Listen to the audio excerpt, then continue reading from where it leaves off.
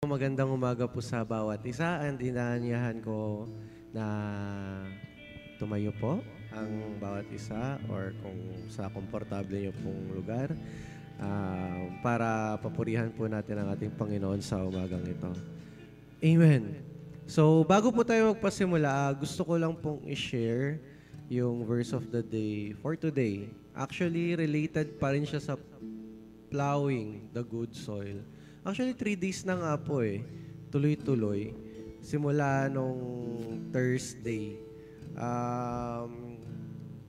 Ayun, connected pa rin siya sa plowing. Tapos, bigla nung ending nga po kahapon ng prayer and fasting natin, which is Hosea 10:11 to 12 nga po yung team natin. Tapos, nataon po na Hosea 10:12 po yung verse of the day kahapon. Kaya sabi ko, ayun nga, katulad nga sabi kanina ni Pastor Noah during the prayer, na hindi pa kayo na-amaze kung gaano kumilos si Lord sa buhay natin. Pero gusto ko pong i-share sa inyo ngayon yung sa 1 Corinthians chapter 3 verse 7. Sabi dito, "So neither the one who plants nor the one who waters is anything, but only God who makes things grow."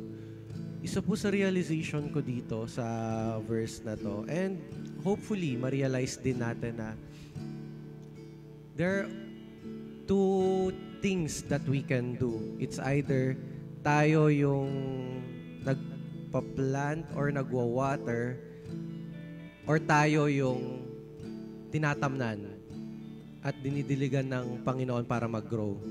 Amen. Pero dahil nga nandito tayo sa spiritual journey natin and physically hindi nga natin nakakasama ang Panginoon, it is us. Kung sino yung tinutukoy dito na, ayun, we don't have control over everything. Na kung magtatanim man tayo ng seed, tapos tutubigan natin yan, it is only the Lord that can make it grow.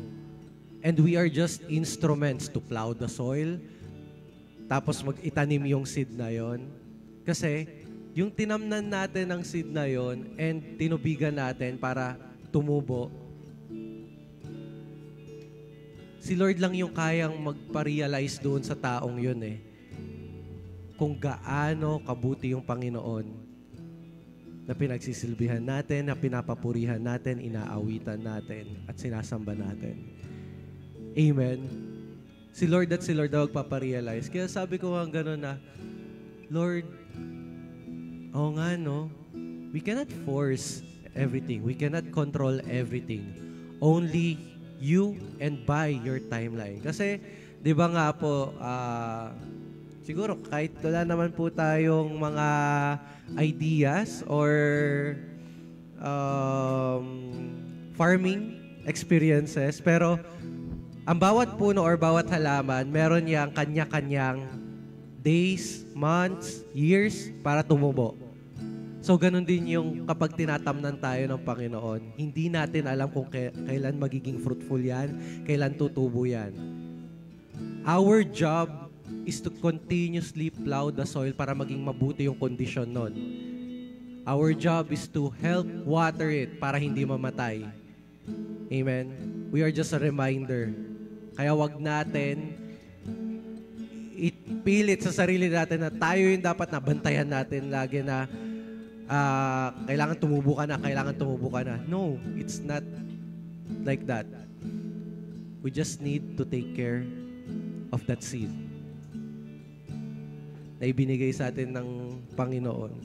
Kaya sa oras na to, ayun nga po, let's have our heart check. If we are the ones na tinamnan ng buto na ito, let's be patient for those who keeps on watering us, to those who keeps reminding us, guiding us.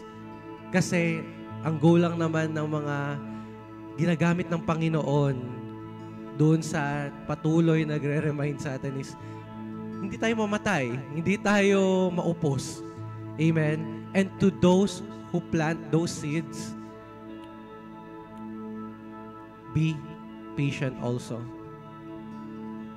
Don't expect too much doon sa tinamnan nga natin ng seed. Amen? Kasi only God can make things grow. We can't force it. Amen? Kaya nga sabi dito, di ba? Only God makes things grow. Kaya sa umaga pong ito, let's just worship and glorify the Lord and be filled by His presence this morning, oh Lord. Yes, Lord, we invite you, Lord. We invite your holy presence, Lord.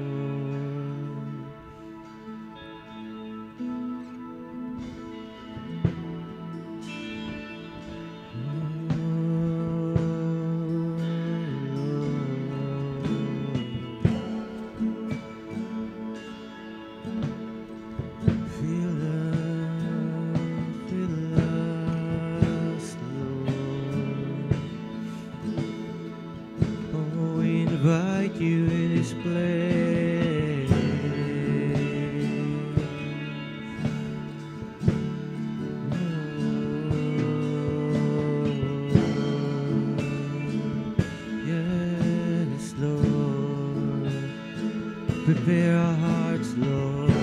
Prepare our minds, Lord.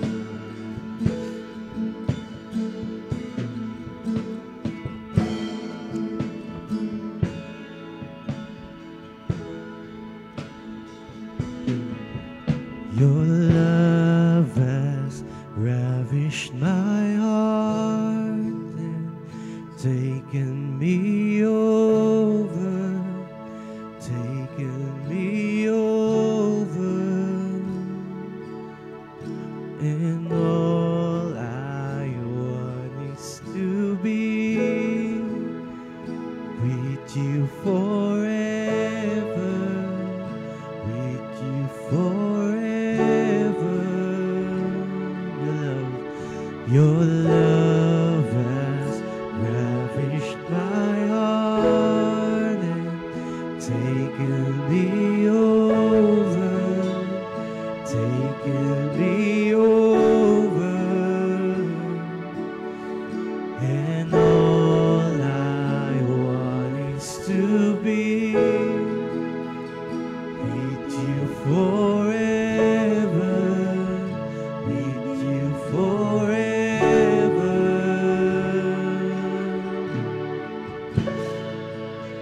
So pull me a little closer, take me a little deeper. I wanna know your heart, I wanna know your heart, 'cause your love is so much sweeter than anything I've tasted. I wanna know your heart, I wanna know your heart. Yes, Lord.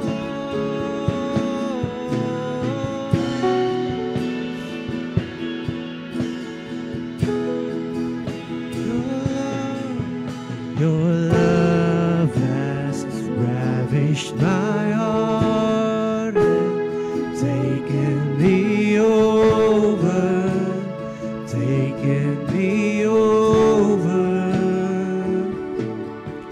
and all I want is to be with you forever, with you forever. Your love has ravished my heart and taken me over, taken me over, and all I want is to be with you forever, with you forever.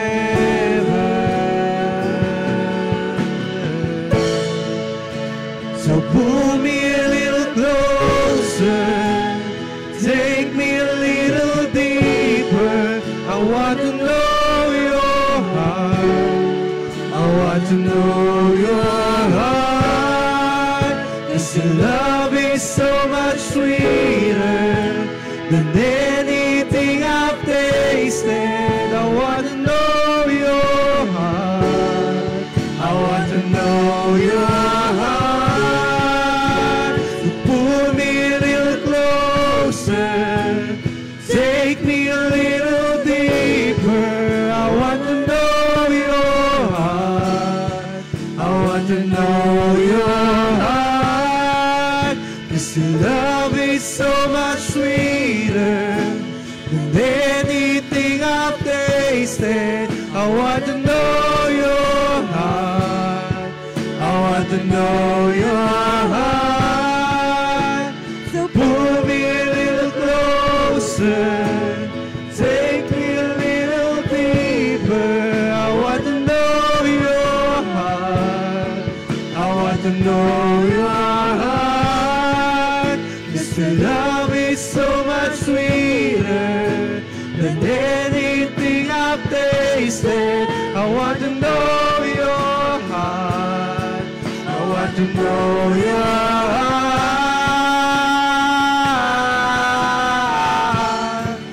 I want to know your heart.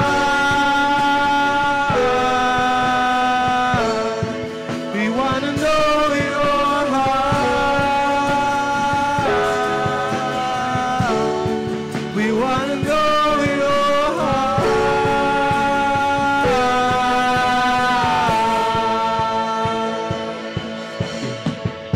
Ooh, oh, ooh, oh, how great your love is for me.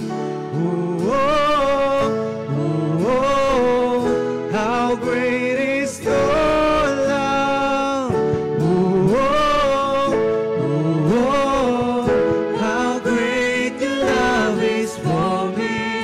Ooh, oh, ooh, oh, how great is your love. Ooh, oh, ooh, oh, how great your love is for me. Ooh, oh, ooh, oh, how great is your love.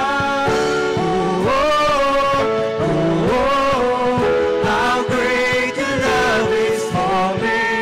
Ooh, oh, ooh, oh, how great is your love. Ooh, oh, ooh, oh, how great your love is for me. Ooh, oh, ooh, oh, how great is your love. Ooh, oh, ooh, oh, how great your love is for me. Ooh, oh, ooh, oh, how great is your love.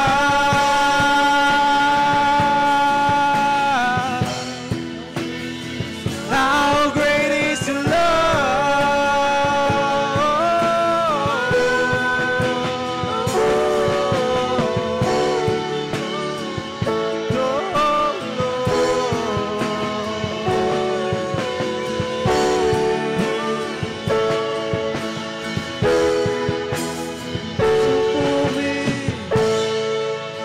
So pull me a little closer.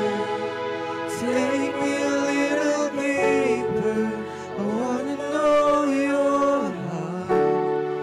I want to know your heart. 'Cause your love is so much sweeter than anything I've tasted. I want to know your heart. I want to know your heart. So pull me a little closer. Take me a little deeper. I want to know your heart. I want to know your heart. 'Cause your love is so much sweeter than anything I've tasted. I want to know your heart. I want to know your heart. So pull me a little closer. Take me a little deeper.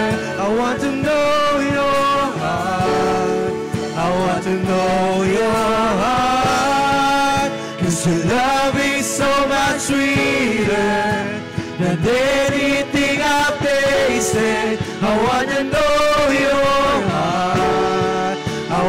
know your heart.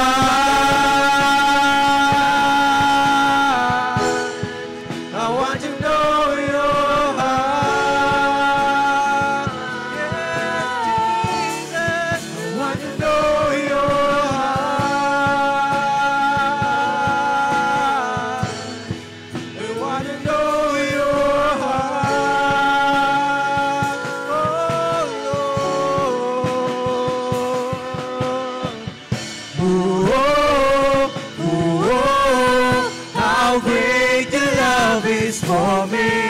Ooh, oh, ooh, oh, how great is your love. Ooh, oh, ooh, oh, how great your love is for me. Ooh, oh, ooh, oh, how great is your love.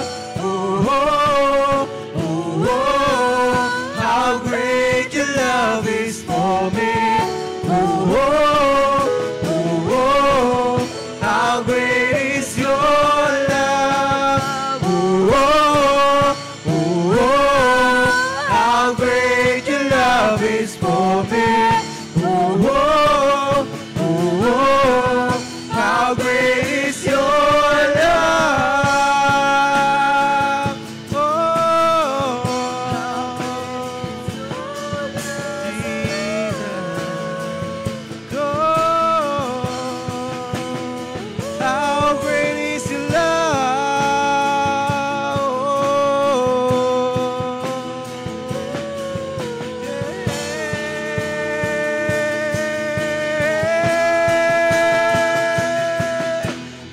On and on and on and on it goes, for it overwhelms and satisfies my soul.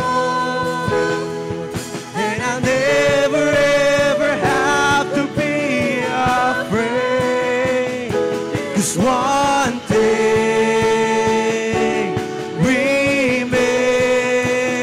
And on and on and on and on and on it goes, for it overwhelms and satisfies my soul. And I'll never ever have to be afraid, 'cause one thing remains. This one thing, this one thing remains. Your love never fails, it never gives up, never runs out on me. 'Cause your love never fails, it never gives up, it never runs out on me. Your love never fails, it never gives up, never runs out on me. Your love,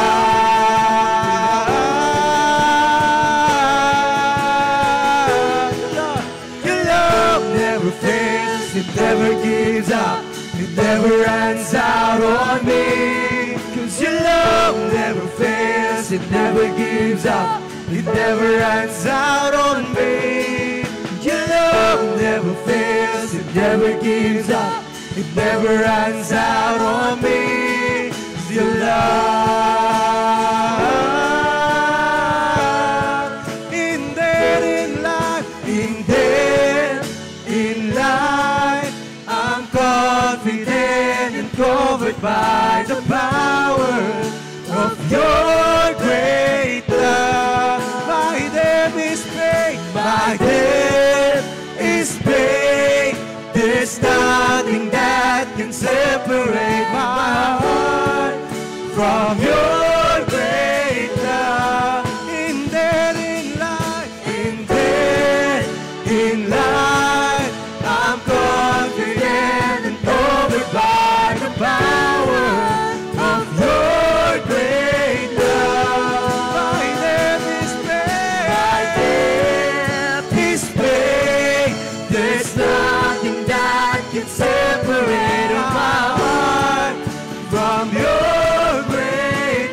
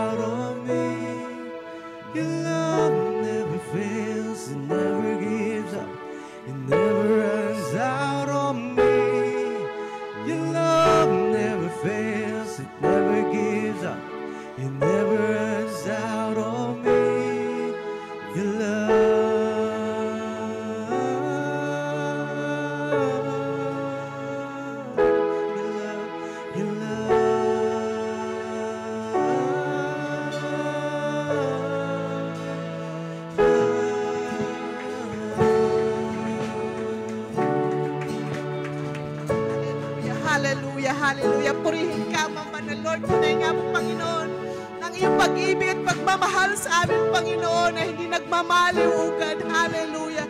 Lord, maraming salamat sa napakagandang umagang ito, O God, Lord. Na patuloy niyo po kaming ginising upang kami po ay patuloy na magbigay ng papurit na pasasalamat sa iyong mga dakilang ginawa sa aming mga buhay, O God. Lord, salamat dahil patuloy niyo po kaming iningatan sa buong magdamag, O God. Tunay nga po na ikaw ay mabuting Panginoon, kaya marapat lamang, Panginoon, na ikaw ay sambahin sa umagang ito, dakilang Diyos, amang makapangyarihan sa lahat. Pinupuri ka namin, tinataas ka namin, pinapasalamatan ka namin, tinadakila ka namin, Panginoon, tinadambana ka namin, Panginoon, sa napakagandang umagang ito, God. Hallelujah. Oh, hallelujah. Purihin ka. Purihin ay dakilang pangalan, magpakailan-kailan pa man, O God. Lord, salamat sa iyong kabutihan sa aming mga buhay, O God. We thank you for your faithfulness, O God. We thank you for your goodness, O God. We honor you, O God. We magnify you, O God. We glorify your highest name, O God. We bless your holy, holy name, O God. We love you, Lord. We love you, Jesus. We love you, Holy Spirit, Lord. Sa inyong mga banal na salita namin maririnig sa umagang ito, God. Ay patuloy niyo nga po i-prepare ang aming mga puso at isipan, Panginoon. At ang iyong lingkod na gagamitin sa umagang ito, God, Lord, ang yung double portion of your anointing be upon him, O God. In the mighty name of Jesus, ikaw pang patuloy na magtago sa kanya sa inyong likuran, O God. Ipakaw lamang, Panginoon, ang aming makita at marinig sa kanyang buhay, O God. Lord, maraming salamat sa music team. Maraming salamat sa lahat na nagbigay ng kanilang oras sa umagang ito, O God. Muli, Panginoon, sa ilaman po namin, Panginoon, ibinabalik ang lahat ng pinakamataas sa papuri, pinakamataas sa parangal, pagsampat, pasasalamat, pagtambana sa tanging pangalan ng aming dakilang Diyos na tanging tagapagligtas. Yes, we pray in the mighty name of Jesus. Amen and amen.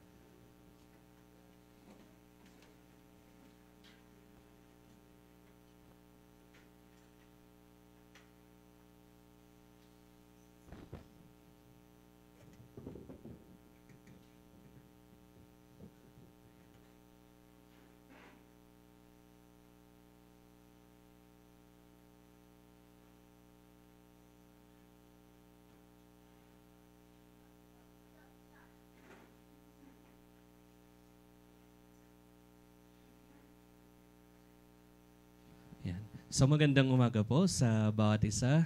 Purihin po ang Panginoong Diyos dahil tayo po ay muling binuhay ng Panginoong Diyos sa araw na ito. Amen po ba?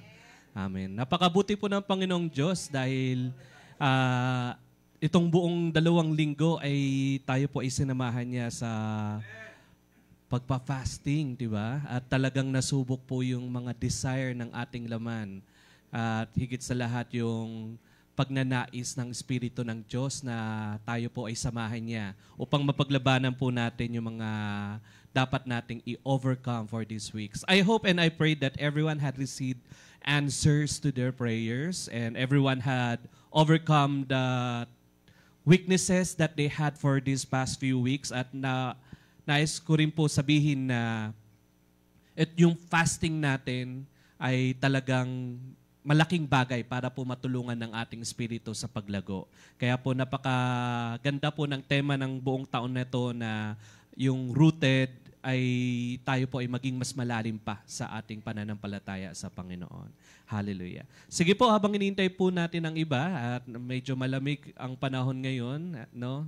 Bagamat tapos na po ang Pasko pero ngayon pa lamang po lumalamig, ay tayo po ay mag-umpisa na, tayo po ay lumapit sa Panginoong Diyos. Singin po natin ang kanyang gabay sa oras pong ito na tayo po ay samahan niya sa pagtanggap ng kanyang salita sa umagang ito. Tayo pong lahat muna ipansamantalang manalangin. Ama naming Diyos sa makapangyarihan sa lahat, kami po ay nagpupuri at nagpapasalamat sa inyo dahil kayo po ang aming Diyos na buhay na siyang kasama po namin sa umagang ito. Samahan niyo po kami, Panginoong Sus, na maranasan ang katugunan ng inyong mga pangako, ng inyong mga salita sa buhay po ng inyong mga anak. Tunay nga po, Ama, na ang aming puso ay bungkalin niyo po upang ito po ay maging malambot at mainam na pagtaniman ng inyong mga salita, Panginoong Hesus. Dahil naniniwala po kami, Panginoong Hesus, na ang inyong salita ang siyang magiging ilaw at gabay namin sa aming landasin. Kaya po, Ama, tulungan niyo po ang inyong salita ay madiligan, ang aming buhay, Espiritu, Panginoong Hesus, ay lumago. At tunay nga po, Ama, na tulad ng inaasahan niyo po, kami po ay mamunga sa aming pananampalataya. Sa inyo namin pinagkakatiwala ang lahat ng ito. Ito pong aming dalangin sa pangalan ng Panginoong Hesus. Amen at amen. Purihin po ang Panginoong Diyos. Hallelujah. So ang title po ng ating mensahe sa umagang pong ito ay tinatawag po nating We Reap What We Sow. Ayan. So aanin po natin yung kung ano yung mga tinanim natin. Diba? Yan po ay madalas po nating marinig. Yan. At yung salita na yan ay totoo.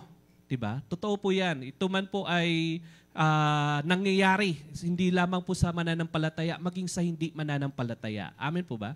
Na kung ano ang iyong itinanim, ay siya rin pong ating aanihin. Iyong aanihin. Kaya po, tayo po ay samahan po ng Panginoong Diyos sa salitang ito. Ito po ay patungkol po sa tema po natin sa buwang ito na plowing the ground or plowing the good soil ng Panginoong Diyos. At paano po tayo magkakaroon ng mainam na puso sa Panginoong Diyos? At ito po ay isang instruction ng Panginoong Diyos sa buhay po natin na upang ang ating pananampalataya ay maging mainam sa paglilingkod sa Panginoong Diyos, we have to be aware. Tayo po ay maging handa o maging mapagmasid sa ating mga itinatanim sa ating buhay pananampalataya. Because we have to remember kung ano ang itinatanim natin, ano yung nilalakaran natin, ano yung ginagawa mo, ano yung pinipili mong decision sa buhay mo, ay darating yung panahon na ikaw ang aani po niyan. Kaya po, samahan po tayo sa pagbasa ng kanyang salita. Meron na ba? Ayan. Sa Galatians chapter 6 verse 7. Kinuha ko lamang po yung 7 to 8, yung key verse po. Pero actually po, it's supposed to be verse 6 hanggang 10 po yan. Pero basahin po muna natin yung salita na yan. Galatians chapter 6 verse 7 and to 8. Do not be deceived. God cannot be mocked. A man reaps what he sows. Whoever sows to please their flesh, from the flesh will reap destruction. Whoever sows to please the Spirit, from the Spirit will reap eternal life. Basahin po muli natin. Do not be deceived. God cannot be mocked. A man reaps what he sows. Whoever sows to please their flesh, from the flesh will reap destruction. Whoever sows to please the Spirit, from the Spirit will reap eternal life. Napakaganda po ng salita pong iyan. At ano po ibig sabihin po niyan? Huwag po tayo magpadaya. Huwag po tayo magpalinlang sa ating mga naririnig at nakikita lamang. Sa halip ngayon po ay tinuturuan po tayo ng Panginoon Diyos na sa salitang ito, hindi po daw natin maloloko ang Diyos. Hindi po natin madadaya ang Panginoong Diyos. God cannot be mocked. Hindi po natin malilinlang ang Diyos. Alam niya po ang lahat ng bagay sa buhay po natin. Alam niya po kung ano yung ginagawa natin. Tayo man po ay mag-isa o tayo man po ay nag-iisip ng mga bagay na nakalulugod o hindi nakalulugod sa Panginoong Diyos. Alam po yan lahat ng Panginoong Diyos. Sabi po dito, huwag po tayo magpadaya sa ating mga bagay na nakikita, sa ating mga bagay na ginagawa o sa ating mga kaalaman. At sabi diyan ay hindi po natin malilinlang ang Panginoong Diyos. A man reaps what he sows. Aanihin niya kung ano ang kanyang itinanim. Kung siya po ay nagtanim na ayon sa laman, siya po ay aani ng kapahamakan. At kung siya po ay nagtatanim ayon sa Espiritu, siya naman po ay aani ng buhay na walang hanggan. Amen po ba? Ayan. So, tayo po ay samahan dyan ng Panginoong Diyos para mas maging malinaw yung talata na atin pong binabasa. So, sa verse 6 po, simulan ko po dito. Those who are taught the Word of God should provide for their teachers, sharing all good things with them. Sabi dito, those who are taught the Word of God. Sino man yung iniisip yung salita ng Diyos. Diba? Ano po sa Tagalog meron po dyan? Wala po kasi ang Tagalog eh. Yan. Amen. Ano po tinutukoy po dito? Sino man po yung tinuturuan ng salita ng Diyos, tayo po ay inatasan na ibahagi po itong salita niya. At karugtong po dyan sa talata na yan, sabi dito, bilang warning sa atin ng Panginoong Diyos, do not be deceived. You cannot mock the justice of God. You will always harvest what you plant. Those who live only to satisfy their own sinful nature will harvest decay and death from the sinful nature. Iba yung translation dito. But those who live to please the Spirit will harvest this everlasting life from the Spirit. And so, let's not get tired of doing what is good. Wag po tayo mapagod gumawa ng mabuti. Ayan. Minsan po, tayo po ay parang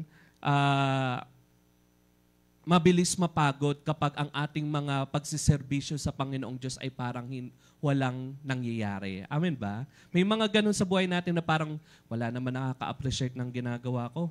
Parang wala namang tumutulong sa akin. Wala naman nangyayari sa sa pananalangin ko. Parang ang tagal-tagal ko nang nananalangin. Pero sinasabi po dito ng Panginoong Diyos sa verse 9, so let's not get tired of what is good, for what you're doing is good. Huwag po tayong mapagod. Dahil sabi po dyan, therefore, whenever we have the opportunity, we should do good to everyone, especially to those in the family of faith. Yan. Dahil darating po yung panahon na tayo po ay pagpapalain ng Panginoon Diyos sa ating mga mabubuting gawa. Basahin po natin tong quotes na to. Good or bad, you will always reap what you sow. Totoo po yan. Mabuti man po ang ating ginagawa o hindi, aanihin po natin yung ginawa natin. Aanihin po natin yung itinanim po natin. You will always harvest the consequences of our choices. So kung masama po ang ating itinanim, masama rin po ang ating aanihin. At kung mabuti po ang ating itinanim, ipinunla sa ating pananampalataya, ito po ay magkakaroon ng kabuluhan. Hindi po ito masasayang. Aanihin po natin yan. Kaya po nakakatuwa dahil nakikita ko po yung bunga ng pananampalataya ng bawat isa na yung dumaan yung pandemic, sabi nga po yung testimony po ng karamihan dito sa Abundant Life Church. Dumaan yung pandemic, walang suporta na nanggagaling sa main, and they cannot even imagine how they can pay the rent of this building. I heard that testimony. But God is, tapos sa gitna pa ng pandemic, yung everyone are limited to go and get in the church, diba? So parang how you can imagine how you will survive sa ganung sitwasyon. But I thank the Lord to heard the testimony na ang Diyos daw ay naging tapat sa iglesyang ito. Diba? Sa ilang taon na ang pandemic po ay dumating, hindi po sila pinabayaan ng Panginoon. Hindi po pinabayaan ang Abundant Life Church. And that is the fruit of what you sow, of your faith. And we are now reaping it. Diba? So pagkatapos ng dilema na yon, pagkatapos ng sitwasyon na yon, now, we are much stronger. Tayo po ay mas malakas ngayon. Ang iglesyang ito ay mas pinatibay ngayon ng Panginoong Diyos. Kaya po tayo po ay patuloy na panghawakan natin ang pangako ng Panginoong Diyos. Hindi po masasayang yung ating pagpapagal sa Kanya. Kahit ikaw man po ay nag-iisa na lang sa paglilingkod, ikaw yung pili mo mag-isa ka na lang na dumadaan sa pagsubok na yan, don't be tired because God is with you. All the efforts, all the services that you have given for the Lord, you will reap it someday. Pag-aanihin po natin yan. Sabi po dito, point number 1, be wise in making decisions. So how we will make paano po tayo magkakaroon ng tamang pagtatanim upang sa gayon ay tayo po ay magkaroon ng mainam na aanihin sa ating buhay espiritu. Una, nais po tayo turuan ng Panginoong Diyos na we have to be wise in making our decision. Mahirap po yan. Mahirap po gumawa ng mga desisyon sa buhay. Tandaan po natin, maliit man ang ating desisyon na ginagawa sa buhay po natin araw-araw, malaki po ang impact niyan sa buong pagkatao po natin. Maliit man po yung desisyon na ginagawa po natin pag-gising natin sa umaga, kung gigising ka ba o hindi, kung maliligo ka ba o hindi, diba? It impacts the whole entire of your life. Sabi po dito, we have to be wise in making our decision. I just want to give you the principles of spiritual farming. So, bigyan ko po kayo ng prinsipyo ng spiritual farming. When we say principles of spiritual farming, we have to understand yung sa logical, sa physical na pananaw natin, ang farming is, there is a farmer, there is atag dito, yung farmer, siya yung magtatanim, bago siya magtanim, dapat alam niya yung panahon, kung mainam ba na dapat ngayon ay magtanim. Hindi pwedeng, diba sa mga farmer, gaya po ni Pastor Joe, may bukuhan po siya, hindi, may panahon kung kailan dapat lang magtanim. May panahon na kailan po natin siya dapat anihin. At dapat yung buto na itatanim po natin ay dapat nasuri. Dapat alam po natin, mainam po dapat yung buto na ating itatanim. So, ganun din po sa ating spiritual life, sa ating spiritual farming. We have to remember that the farmer is our God. Ang Panginoong Diyos ang ating master farmer. And we are the co-worker ng Panginoong Diyos. Tayo po ay kanyang kamanggagawa sa kanyang ubasan. Symbolizes of seed is word of God. Ang kasing tumbas ng buto ay salita ng Diyos. That's the principle of spiritual farming. We have to understand that part. Ano pa po? Yung water. When we say ang Diyos ang siyang nagdidilig, ano po ibig sabihin yan in spiritual farming po natin? Sa buhay po natin, kailangan madiligan po ang salita ng Diyos. Diba? At paano po madidiligan yung salita ng Diyos? Sa patuloy ng pakikinig po ng salita ng Diyos. Amen po ba? So, it must be watered. Ito po ay dapat nadidiligan. Kaya hindi po mainam na tayo po ay pangalan lamang tayo po ay Kristiyano sa pangalan lamang. Na hindi po tayo, hindi naman na ako kailangan umattend ng church, mabuti naman na akong tao, kilala ko naman na ang Diyos. Madalas natin marinig yung mga ganyang dahilan. Pero yan po ay dahil hindi po nila naunawaan yung katotohanan. But for us who understand the Word of God, for us to understand the truth, dapat tayo po ay mas nagiging masigasig sa ating paglilingkod sa Panginoong Diyos. Kasi nauunawaan natin yung kauhawan patungkol sa salita ng Diyos. Na mahalaga dapat ang ating pananampalataya ay lumalago, nadidiligan. Amen po ba? Ano po ang ibig sabihin sa spiritual farming? Aside sa He is the farmer, ang Panginoong Diyos ang ating master, ang farmer, siya po ang siyang nagdidilig, yung water po ay yung patuloy ng pakikinig ng salita ng Diyos. Yung seed po ay yung salita po ng Panginoong Diyos. Yung soil po ay yung puso po natin. And there are 4 types. We have heard these messages many times. There are 4 types of kinds of heart or soil na meron po tayo. Meron po yung buto, yung puso na katulad nung nandun sa daanan lang. Diba? Na kung saan ay narinig yung salita ng Diyos, ngunit madali pong nakukuha ng kaaway. Maaring nakapakanig ng salita ng Diyos pero parang walang impact sa buhay po niya. Meron naman pong tao na katulad sa batuhan na kung saan nakakarinig ng salita ng Diyos pero hirap na hirap lumago sa pananampalataya. Hirap na hirap sumunod sa paglilingkod sa Pangdiyos. Diba? At meron naman po na buto na natatanim po sa tinika na kung saan ang pigil sa kanyang paglago at paglilingkod sa Panginoong Diyos ay yung mga pagsubok sa buhay po niya, yung mga problema. So, at yung panghuli, yung good soil po, na kung saan, ang matuturing po natin good soil, ang isang puso, ay yung lagi may pananabik sa pakikinig ng salita ng Diyos. Diba? Alam niyo po, recently, and I was challenged myself this year, na I will be more better. I will be more better in my Christian life. And part of it is I want to make wise decisions sa buhay ko because I don't want to commit the same mistakes I had from last year. Kasi diba nga, hindi ka matalino kung uulit-ulitin mo ang ginagawa mong mali. Dapat na magiging mas matalino tayo. So I failed many times in my spiritual life last year. Marami akong hindi ginawa para sa Panginoong Diyos. Marami akong hindi ginagawa para sa Panginoong Diyos. And I want to make that corrected. Nais ng Diyos na makorek ko yun sa buhay ko. And hindi yun mangyayari yung pagnanais sa Panginoong Diyos if we will not make a covenant with the Lord. Kung ang Diyos lang ang gagawa at ayaw mo, you have to make covenant. Kailangan dalawa kayo gagawa sa pangakong iyan upang mangyari yung kalooban ng Diyos. So I have to make a decision to myself na I want to be more better this year and I want to make a wise decision. So this year, I started going back reading the Bible, the Word of God. And it's challenging for everyone, especially for the pastors. Na it's challenging for the pastors now. We are responsible and accountable for many things, and then we are not truly holding on the Word of God. So, accountable kami yan sa Panginoong Diyos.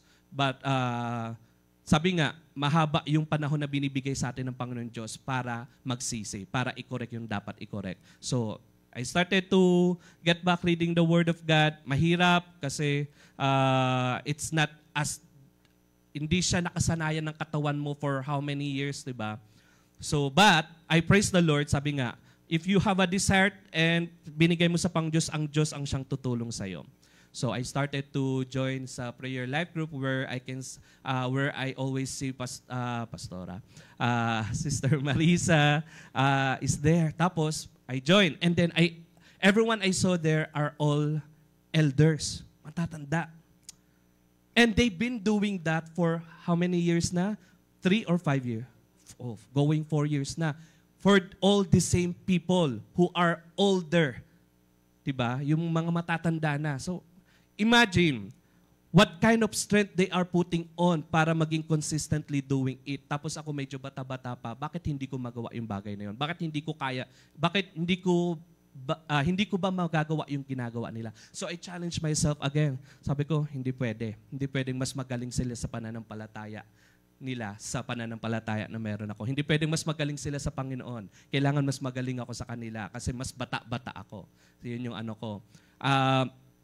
So, I push myself and how much challenging on my end because right after the work, alas 6 ng umaga, magprepare na at maghahanda para sa mga anak namin, mayahatid sila. So, supposed to be dapat matutulog na ako kasi super pagod ako niyan at inaantok. Pero I have to prepare food and then ihanda yung mga anak ko sa paghatid sa kanila sa school. Ganyan. Until tapos magpapahinga lang. Pagkatapos ko sila ihatid, magpapahinga na dapat ako. Yan. But at 1 o'clock, I have there's a prayer life group. So I have to make a choice kung magjo-join ba ako o magtutuloy-tuloy ako ng pahinga. But praise the Lord because He was the one who gave me the strength to join the prayer life group. Why I'm so proud to saying this, guys, mga kapatid? Because I am proud na na-overcome ko yung weaknesses ko, na sa kabila ng pagod ko, ang Diyos ang nagbibigay sa akin ng kalakasan. And now I can see how I understand much more na ang salita ng Diyos, kung gaano kahalaga ang salita ng Diyos. Kasi yung prayer life group ay nagkakaroon ng pagkakataon para basahin yung salita ng Diyos araw-araw. At nakakatuwa kasi may kasama ka nagbabasa ng salita ng Diyos. Kapag ikaw lang mag-isa, aantokin ka. Diba? Parang atag dito, maboboring ka, pipiliin mo lang yung babasahin mo, pag ayaw mo na, hindi. Iba yung encourage kapag marami kayong nagbabasa ng salita ng Diyos. And everyone are giving their takeaways, everyone are challenging everyone by giving some encouragement. So nakakatuwa. And I'm so blessed. And I am proud to say that God is with me because I've been consistently doing it and up to now. At ang Panginoong Diyos ang siyang tumulong po sa akin. If I was able to do it, I know you can do it, guys. Magagawa niyo rin. Amen po ba? So, is there anyone who are having hard time reading the Word of God? I challenge you right now. Kung ang Diyos nagawa niya sa buhay ko, magagawa niya rin yan sa buhay ninyo. Because we cannot say that we are being rooted with our faith kung we are far away from the Word of God. Hindi natin binabasa yung salita ng Diyos. So that is one wise decision sa buhay ko. We have to make wise decisions sa buhay po natin. Sabi po dito, a wise son heeds his father's instruction, but a mocker does not respond to rebukes. Naintindihan po ba natin? Ang mabuting anak po ay sinusunod niya ang instruction ng kanyang magulang. Pero yung isang mocker, pasaway, hindi marunong sumunod, hindi nakikinig sa sinasabi ng kanyang magulang. Nire-reject niya yung ituturo sa kanya. Yan. Spiritually, di ba? Are we following God's instruction or are we rebuking God's instruction sa buhay natin? Because for those who are not truly growing in faith are those who are rebuking God's instruction sa buhay po nila. ayaw nilang ginagawa yung pinapagawa sa kanila ng Panginoong Diyos. Tamad na tamad sila. Pagod na pagod sila when it comes about servicing the Lord, paglilingkod sa Panginoong Diyos. Ayaw na ayaw nila naririnig yung pananalangin, paglilingkod sa Diyos, pagbibigay ng tithes and offering. Ayaw na ayaw nila naririnig yung mga bagay na yan. Ayaw na ayaw nilang naririnig na magbago ka na, iwan mo na yung mga kasalanan mo. Ayaw na ayaw nila naririnig yan. Pero yung mga taong matatalino, they heed the instruction of the Lord. Kinikip nila yung salita ng Diyos sa buhay nila because they treat it as treasure. Pinapahalagahan nila ang salita ng Diyos. Sabi po dito, for the Lord gives wisdom, from His mouth come knowledge and understanding. Maunawaan po natin, makikita po natin ang isang tao na babad sa salita ng Diyos ay punong-puno ng karunungan. Diba? Punong-puno ng karunungan sa paraan ng kanyang pananalita. Yung taong babad sa salita ng Diyos, mamamasdan mo yan na siya ay babad sa salita ng Diyos kapag siya po ay nagsalita na. Diba? Yung lumalabas sa kanyang bibig ay nakakapagpapala sa marami. Pero yung taong hindi babad sa salita ng Diyos, hindi babad sa presensya ng Panginoong Diyos, what you will always hear from these people's mouth are always judgment, complaints, excuses, ungratefulness, hindi marunong magpasalamat sa Panginoong Diyos. These are the words that you may hear for these people who are not with the Lord. But if you want to be wise right now, if you want to make decision wisely, we have to get wisdom from the Lord. At makikita po yan sa kung paano po tayo magsalita at paano natin naunawaan yung mga bagay sa paligid natin. Sabi po dito, sometimes it's the smallest decision that can change your life forever. Yung mga maliliit na decision sa buhay natin, huwag po natin binabaliw-baliwala. Dahil dyan po sa maliliit na decision na yan, pag pinagsama-sama po yan, malaki po ang impact niyan sa buhay po natin. Diba? Hindi po dapat natin minamaliit yung mga maliliit na bagay na ginagawa natin sa Panginoong Diyos. Dahil yung maliliit na bagay na decision na binigay mo sa Panginoong Diyos, malaking bagay yan sa Panginoong Diyos. And He will return it. He will change it with rewards. Amen po ba? Ayan. And sabi dito, a truly wise person uses few words. Ang totoong matalino ay, ano po sa Tagalog uses few words? Hindi masyadong madaldal. Diba? Hindi sa matipid, kundi iniisip niya muna kung ano yung dapat niyang sabihin. Amen po ba? Hindi yung puro daldal, lahat na lang ng gustong sabihin, sinabi na. Diba? Pero if you want to be careful, if you want to sow good sowing sa buhay mo, you have to start good, if you want to reap good reaping, you have to start good sowing. And to help you with that, you have to make wise decisions sa buhay mo today. The fear of the Lord is the beginning of the wisdom. Hebrews chapter 13 verse 8. Yung pagkatakot po natin sa Panginoong Diyos ang siyang nagbibigay sa atin ng karunungan, ng katalinuhan kung paano po tayo magdedesisyon sa buhay araw-araw. Wise decisions makes no place for regrets. I just want to share something as well, testify to you. So lately, so I have a job, may trabaho po ako, but with the situation that we have, parang medyo kinukulang kami when it comes to sa mga babayaran po namin. Ngayon, ganyan. So I pray it to the Lord, and then there is an opportunity knocking on our door. Yan. Sabi, nakwento ko na yata to sa inyo. So, opportunity para magkaroon ako ng isa pang trabaho. So, sabi ko nga last time, so kung sila Pastor Noah at si Brother Mark able to do 2 jobs, 3 jobs, sabi ko, why I cannot do that as well? Sabi ko, ba't hindi ko pwedeng gawin yun? Sabi ko, pwede ko rin yun. Magagawa ko rin yun kung nagagawa nila. So, yun yung paninindigan ko. Sabi ko, para may dagdag income at para medyo lumuwag-luwag kami. But I pray it to the Lord. Kasi nga, sabi ko nga, ang covenant ko, I want to make wise decision right now. I want to make wise decision this year. At pinangawakan ko itong part na to. Ito yung sagot sa akin ng Panginoong Diyos. Mas mabuti nang mag-regret ka ngayon kaysa mag-regret ka sa huli. Mas mabuti na maunawaan mo yung mga pagsisisihan mo ngayon kaysa sa huli mo maunawaan yung mga pagsisisihan mo kung kailan nangyari na. The damage has been done. So why did I say, why this is the answer of the Lord? Sabi ng pang Diyos, sige, kung tatanggapin mo yung trabaho na yan, oo, makakatulong siya financially. But magiging wise ba yan when it comes to helping your health? Una, health mo. Pangalawa, mahati lalo yung oras mo sa akin, sa pamilya mo, at sa trabaho mo. Kasi magdadagdag ka ng panibagong responsibilidad eh. Buti sana, yun sabi sa akin ng Panginoon. Parang whenever you are praying to the Lord at talagang totoo ka sa pananalangin mo, you directly receiving answers from the Lord. Ngayon pa nga lang, hindi mo na mabigay yung oras mo sa pamilya mo, sa ministry mo, tuwing ganito, ganyan. Sa sarili mo, napabayaan mo, nagkakasakit ka, ganyan. Ang Diyos direkta nangungusap sa akin. So I find proof para confirmation na this is the answer of the Lord. So I seek help, advice from one of our brothers, sisters, pastors, and then of course sa asawa ko. And then all the answers lead to no. So yun nga, it's hard to let go yung desire ng flesh mo because nasanay yung katawan mo sa ganon.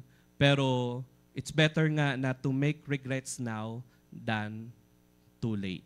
Kaya I thank the Lord after I make that decisions, nakita ko yung mga difficulty and challenges na kung tinanggap ko yung trabaho na yun, magkaka-conflict yung mga oras ko pagkatapos ng araw na yon. Kaya I thank the Lord na hindi ako inalaw ng pang Diyos. Kaya sabi ko, natutuwa ako na I'm in the right path. Nasa tamang daan ako. And if God is doing that to my life right now, I know God will do that as well to your life. Amen po ba? So wise decisions makes no place for regrets. You will never regret kapag ikaw po ay gumagawa ng decision kasama ang Diyos. Number 2, always choose to live in righteousness. Yan. Piliin po natin mamuhay lagi sa katwiran, sa tama. Sa katwiran lagi na dapat ng Panginoong Diyos. These past few days, we have read the book of Genesis. At nakita ko po yung favor ng Panginoong Diyos sa buhay po ni Abraham, ni Isaac, at ito po sa buhay po ni Jacob. At kung kilala niyo po si Jacob ay kilala yung pangalan niya ay manlilin lang. Dahil po doon sa pangalan po niya, marami siyang mga decision sa buhay niya na hindi tama. Una ay yung kunin niya yung birthright niya ng kapatid niya bilang panganay. Diba? Pangalawa is lokohin niya yung tatay niya. Yung pagdakawin niya yung pagpapala na dapat para sa panganay. So marami siyang decision na hindi tama. And because of that, hindi niya pinili yung yung decision na mamuhay sa katwiran. He bared the fruits of all his decisions. So nagkaroon siya maraming anak, ganyan. And then, nahirapan siya bago siya magkaroon ng asawa. Nagtrabaho siya for how many years, diba? Na sana kung ang pinili niya ay yung kalooban ng Panginoon Diyos, we don't know. Pero baka hindi umabot sana ng 14 years yung paglilingkod niya kay Laban para lang magkaroon ng asawa, diba? And then yung favor yung parusa at yung circumstances, yung challenge sa buhay niya na yung anak niyang dalaga, si Dina na na-rape. Gaano kasakit yun sa magulang, yung anak mo ma-rape, 'di ba? Tapos naging murderer pa yung mga anak niya para ipagtanggol si Dina. And then yung burden niya na hindi siya makalapit sa kapatid niya kasi alam niya may kasalanan siya. So marami siyang mga decision na ginawa sa buhay niya na bunga ng maraming nangyari sa buhay niya na pinagsisisihan niya. Nahihirapan siya dahil sa mga maling decision na ginawa niya. So right now, God is teaching us. Ni-reveal sa atin yun ng Panginoon Diyos para hindi na tayo gumawa ng kaparehas sa pagkakamali ng mga taong ito. And now God is telling to us to always choose to live in righteousness. Kasi tandaan po natin, whether ikaw ay mananampalataya o hindi, tatanggapin mo ang bunga ng iyong mga itinanim. So if we will live in righteousness, always remember, God will always be with you. Ang Diyos ang siya magtatanggol sa iyo. Whoever pursues righteousness and love finds life, prosperity, and honor. Proverbs 21 verse 21. Righteousness is often confused as being right. It's a virtue that makes you act free from guilt or sin. Be righteous. Wag po tayo wag po tayo maguluhan kung yung sa salitang righteousness at yung right, being right. Yan. Iba yung taong nagmamayabang dahil matuwid siya sa taong namumuhay sa katwiran. Ayan. For the gospel reveals the righteousness of God that comes by faith from start to finish. Just as it is written, the righteous will live by faith. And lastly, for the eyes of the Lord are on the righteous. Ang mata ng Panginoong Diyos ay nasa mga matutuwid at ang kanyang tainga ay laging bukas para sa mga panalangin nila. But the face of the Lord is against to those who do evil. So hindi kinalulugdan, hindi pinakikinggan ng Panginoong Diyos at hindi sinasamahan ng Panginoong Diyos ang mga taong hindi gumagawa ng matuwid. So if you want God to be with you this year and you want to your life to be harvesting good sa buhay ng iyong pananampalataya, we have to live righteousness. Our righteousness doesn't depend on our present performance but on Jesus' finished performance on the cross. Tayo po ay matuwid hindi dahil sa ating pagsisikap. Tayo po ay matuwid sa harapan ng Diyos dahil sa ginawa ng Panginoong Jesus sa krus. Amen po ba? Tayo ay naging malinis. Tayo po ay tinatanggap ngayon ng Panginoong Diyos. At tayo po ay gumagawa ngayon ng mabuti. Pinipili po natin yung katwiran ng Panginoong Diyos dahil sa kalakasan nagmumula sa Panginoong Jesus. Number 3, keep the Word of God in our hearts. Sabihin nga po natin, keep the Word of God in our hearts. Ayan. Paano po natin yan ikikip yung salita ng Diyos sa ating puso? Sabi po dyan, there is power in God's Word to change your life. So if we keep the Word of God, there must be changes sa buhay po natin. There must be, mayroong dapat pagbabago. Pagbabago sa pananalita natin, sa relasyon natin sa kapwa. Hindi yung katulad dati na kung hindi mo pa kilala ang Panginoong Hesus, kung tumingin ka sa kapwa mo, parang nahusgahan mo sila. Diba? Ngayon dapat, when you are now with the Word of God, with Jesus Christ, yung life po natin may pagbabago. Kapag tinitingnan mo yung ibang tao, nabibless sila sa'yo kapag tinitingnan ka nila. Diba? Hindi po dapat tayo yung kakitaan na walang pagbabago sa ating buhay. For the Word of God is alive and active, sharper than any double-edged sword, and it penetrates even to dividing soul and spirit, joints and marrow. It judges the thoughts and attitudes of the heart. Ang salita po ng Diyos ay katulad ng isang espada na magkabilaan ang talim. Diba? So, kaya po nito hatiin maging ang ating espiritu at kaluluwa, maging ang ating mga buto at mga kalamnan. Sabi po dyan, it judges the thoughts and attitudes of our heart. Walang matibay na katwiran para husgahan ang ating pagkatao liban sa salita ng Diyos. Ang salita ng Diyos ang pinakamatibay na katwiran para mahusgahan kung sino tayo sa harapan ng Diyos. But He said, blessed rather are those who hear the word of God and keep it. Pinagpapala po ng Panginoong Diyos ang taong nakikinig at pinangahawakan ang salita po niya. Luke chapter 11 verse 28. Ibang-iba ang tao na babad sa salita ng Diyos sa taong hindi babad sa salita ng Diyos. Yung laging pagod, laging walang kagalakan, walang joy sa puso niya, walang pasensya sa sarili niya, walang pagpapasalamat, nakikita niya puro pangit sa paligid niya, 'di ba? Hindi nagfo-focus sa pinapagawa sa kanya ng Panginoon kasi nga he's far from the word of God. Pero ngayon po ay tinuturuan po tayo ng Panginoon. If you want to sow what you reap right now, kung nais mo na hindi ka magsisi sa iyong mga ginagawa, you have to correct yourself. We have to correct ourselves. You have to start sowing what is pleasing to the Lord. Because someday, you will reap those things sa mga ginawa mo.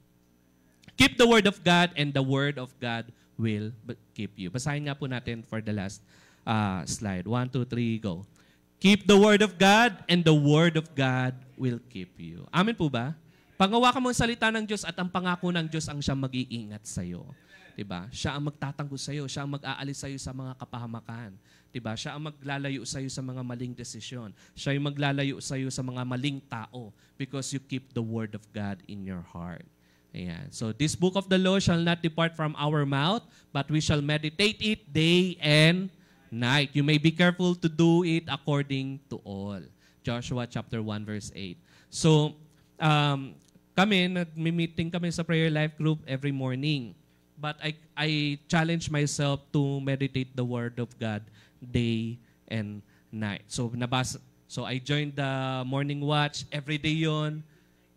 Tapos, so how challenge is that? Yung antok na antok ka pero kailangan mong mag-join. Kasi sinasabi ko nga, kung ang mga matatandang ito, nagagawa nila mag-join ng ganito kaaga, bakit hindi ko magawa? So this is only about me and with the Lord. I'm not comparing you do not need to compare yourself to me. So this is just my covenant with the Lord. So I challenge myself and then prayer life group ng tanghali and then bago mag-office, I make sure that I read back again the Word of God. And I've been enjoying doing this for the past few days na, past few weeks na. So I hope God will bless you more this time. I hope you may understand na yung ating pagpapagal sa Panginoong Diyos, lahat po yan ay magkakaroon ng bunga. Hindi po pwede magkaroon ng masamang bunga ang nagtanim ng mabuting bunga. Kung mabuting bunga ang tinanim mo, kung mabuting buto ang tinanim mo, mabuting bunga din ang iyong aanihin. Pero kung masamang buto ang tinanim mo, masama rin po ang ating aanihin. Wala pong makaliligtas sa batas na to, sa law na to. Na gumawa ka ng mali tapos hindi ka parurusahan, hindi. Darating ang panahon na ang lahat ng mali na ginawa po natin, babalik po sa atin. Kung ano ang iyong hinagis pataas, siya rin babagsak sa iyo. Diba? Hindi pwedeng may hinagis ka pataas, walang babalik sa iyo. Meron at meron yan. Diba? So we have to be careful in what we are sowing because we will be harvesting all those what we did. Yan. If you abide in me and my words abide in you, ask whatever you wish and it will be done. So purihin po ang Panginoong Diyos, tayo po ay manalangin. Pagpalain po ang kanyang salita, tunay nga na tanggapin po natin yung kagalingan sa salitang ito. Panginoong Jesus, salamat po Ama sa oras na ito na pinagkaloob niyo po sa amin.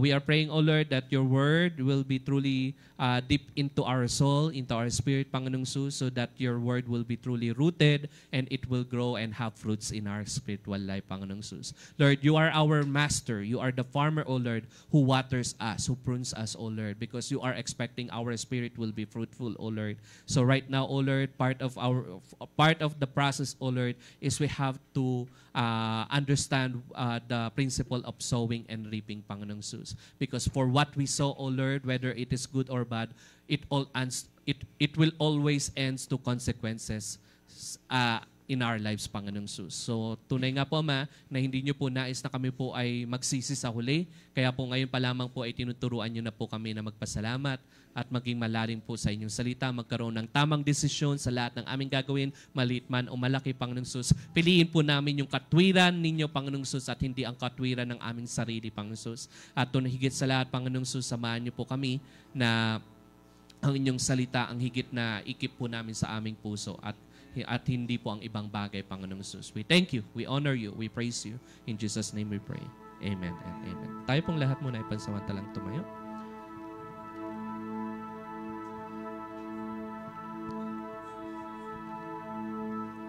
Pasalamatan po natin ang Diyos.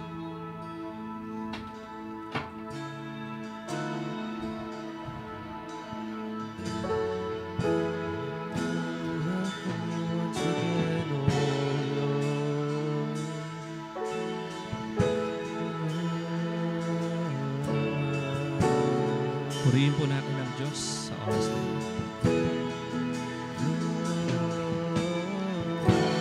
Yes, Jesus, we honor you. We praise you, Lord. Accept our worship right now, our thanksgiving right now.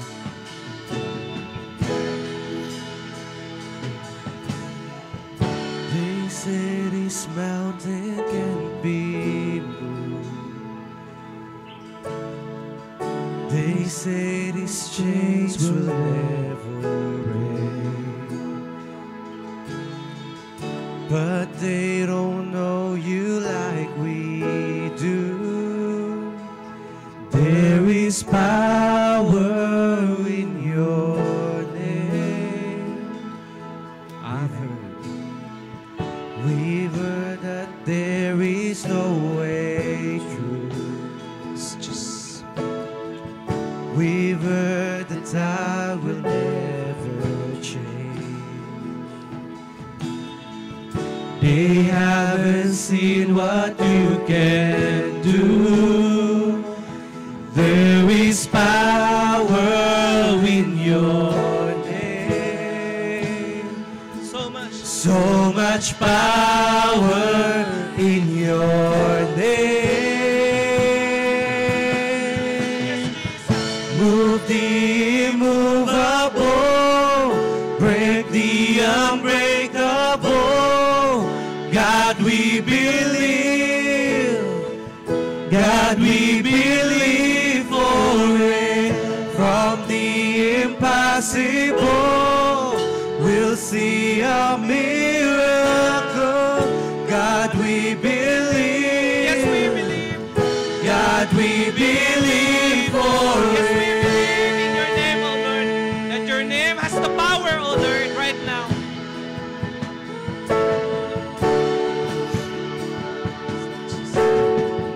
We know, Let's sing one more time. we know that hope is never lost. Oh, for there is still an empty grave. God, we believe no matter what, there is power in your Let's shout it out that there's power in His name. so much power in your name. Move the immovable, break the unbreakable. God, we believe. God, we believe for it. From the impossible, we'll see a miracle. God, we believe. God, we believe for it. Move the Let's praise the Lord Jesus. immovable, We honor break you, O the Lord. unbreakable. God, we believe. God, we believe for it. From the impossible, we'll see a miracle. God, we believe. God, we believe for it.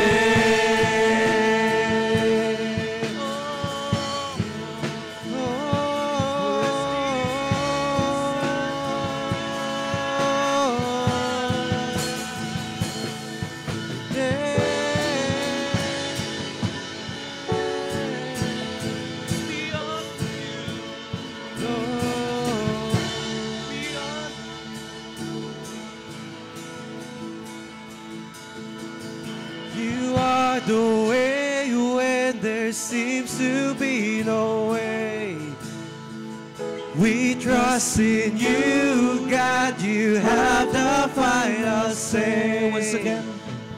You are the way when there seems to be no way.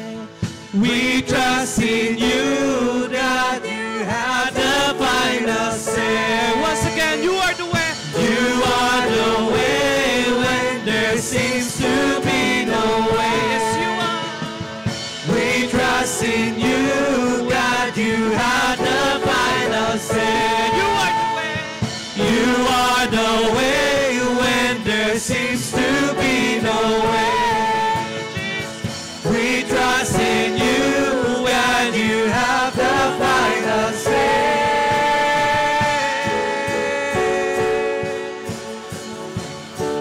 Yes, Jesus. We thank you, Jesus.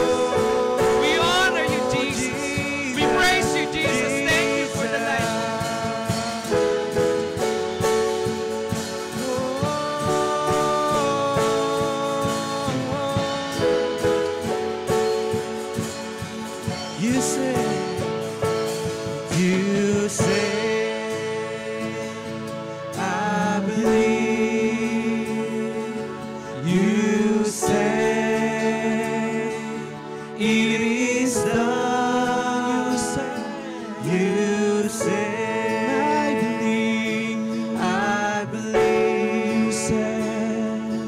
You say it is time.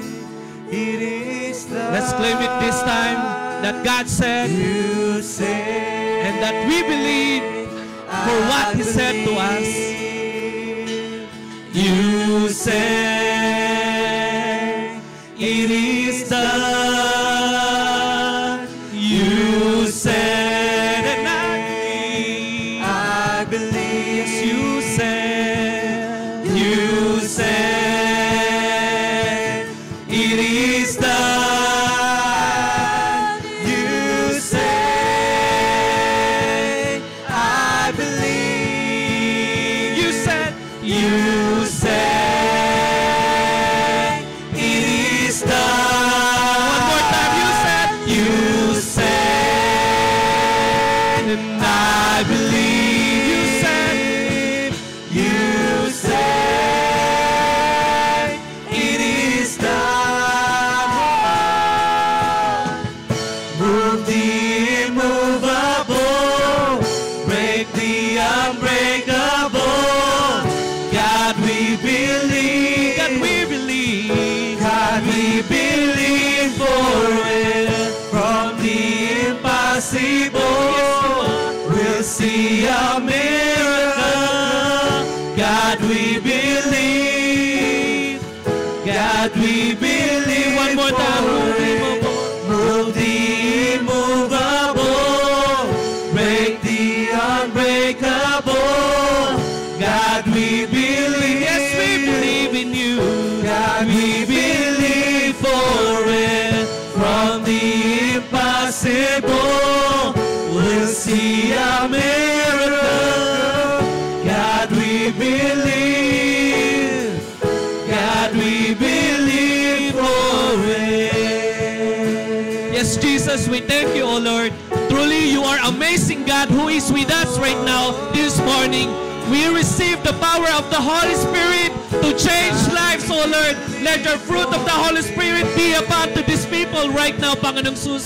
We are no longer living in our old lives, Panginoong Sus, but we are now living with a new life, the life that has been given to us by our Lord Jesus Christ. We are no longer the master of ourselves, but you are Jesus Christ, O Lord. Truly, this time, O Lord, help us, O Lord, to renew ourselves, O Lord, and be renewed with the power of the Holy Spirit right now, with the power of the Holy Blood right now, O Lord. Truly, O Lord, that nothing will keep us away from you, Panginoong Sus. Let your word will be fulfilled in our lives, O Lord. Let your word will be proclaiming through our lives, O Lord, right now. Truly, Panginoong Sus, whatever we sow, whatever we invest in our spirit, in serving you, Panginoong Sus, we will reap it this someday, Panginoong Sus.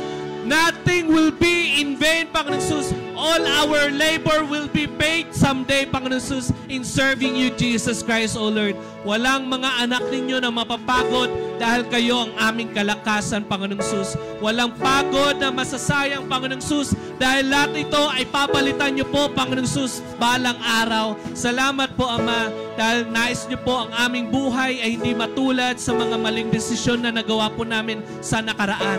Nais niyo po na ang taong ito ay maging mas matalino po kami, maging wise po kami, na kung saan ang bawat decision po namin, kayo ang papupurian, Panginoong Sus. Kayo ang tatanggap ng karangalan, Panginoong Sus. So, Lord, let this year, let this life that we have right now will be more fruitful and rooted in Christ Jesus, O Lord.